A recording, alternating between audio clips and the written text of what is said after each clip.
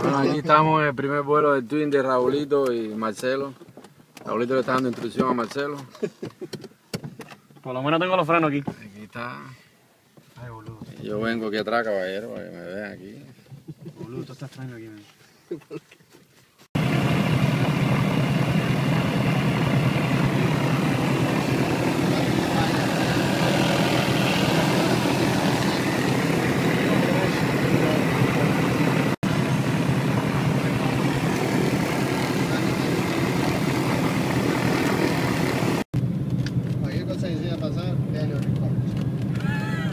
¿Qué pasó? ¿Por qué pidieron la 1-2?